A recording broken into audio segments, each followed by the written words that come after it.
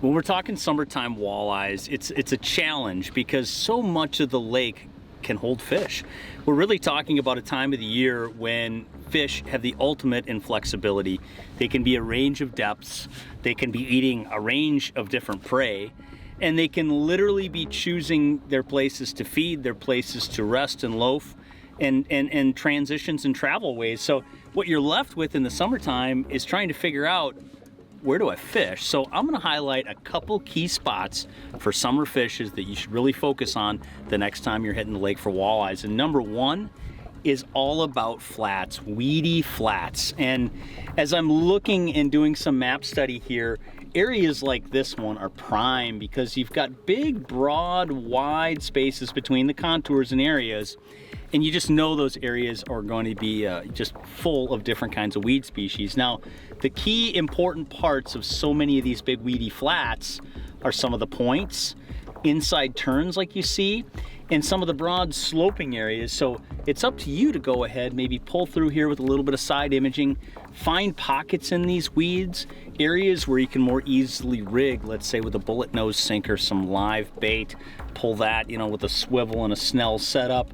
Or the other thing you can do is if the weeds are really thick and, you know, maybe some of these broad areas that range here, one of the things you can do is you could pull spinners over the tops of those weed clumps, and really fish that are buried inside, especially with a good wind buffeting that cabbage, fish will come up and grab those spinners out of there. So I'm always thinking weedy flats for walleyes in the summertime.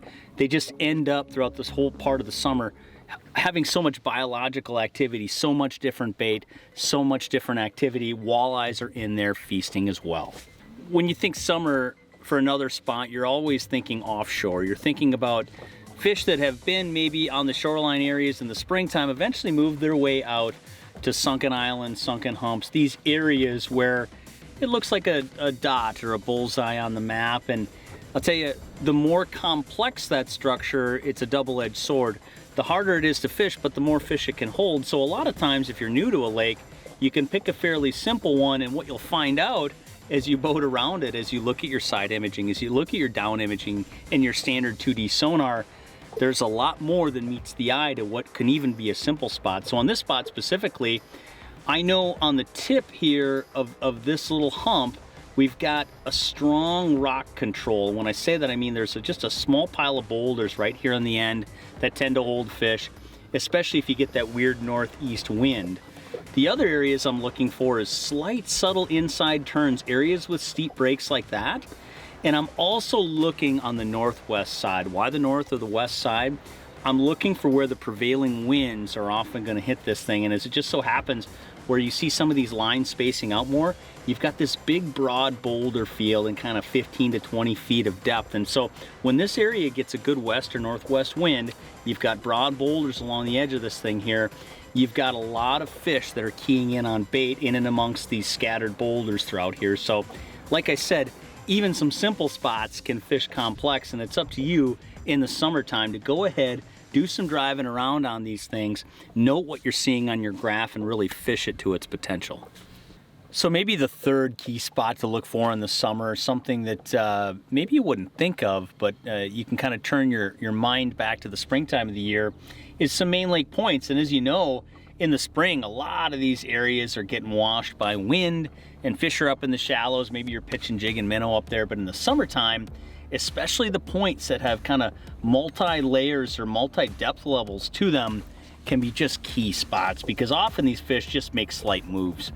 And when you've got shelves here and maybe like another tertiary shelf here and like that 24 to 30 feet of water, these are all just great feeding spots. These are flat spots on the edges, shelves on the edges of these points where they can trap bait up against, and fish can just be up there teeing off against wandering schools of bait, especially if there's a good wind buffeting them up against that point. So these multifaceted, multi-layer points are really great because they're super complex. There's a lot of spots within the spots, and then you work your way around, and places like this often have like saddles like you can see here between another piece of structure. So you really start to sense this as a progressional movement seasonally, where fish come off of this, work their way and feed from the depths up to these shelves, maybe travel back and forth in the saddle, and also work up and down these other sunken island areas. So combine those strategies. Think of those spots. Think of shallow, weedy flats.